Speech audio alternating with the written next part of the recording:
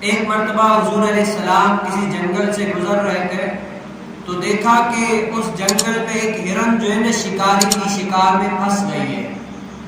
تو جو ہی مصطفیٰ کریم علیہ السلام کو اس ہرن نے دیکھا تو وہ ہرن حضور علیہ السلام سے عرض گزار ہو گئی کہ یا رسول اللہ میرے فلاں پہاڑی کے پیچھے بچے ہیں، میں روزانہ ان کو دودھ پلاتی ہوں، لیکن آج شکاری کے جال میں بدقسمتی سے پھنس گئی ہوں.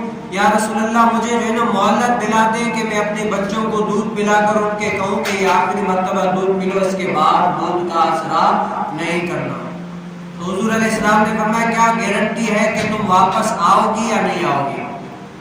تو اس ہرن نے کہا، آج درود شریف پڑھنے والے بہت ہی خوش نصیب ہے، تو اس ہرن نے کہا کہ یا رسول اللہ اگر میں واپس نہ آئی تو اس شخص پر جتنی لعنتیں ہیں جو آپ کا نام اقدس سن کر درود نہیں بھیجتا اس پر جتنی لعنتیں ہیں یا رسول اللہ اگر میں نہ آئی تو مجھ پر بھی اتنی لعنتیں ہیں.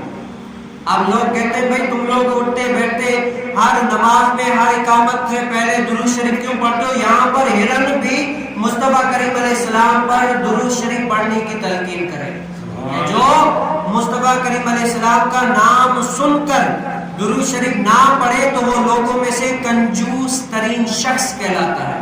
یہ کنجوس ترین شخص ہے کہ مصطفیٰ کریم علیہ السلام کی ذات اقدس پر درود شریف نہیں پڑھتا.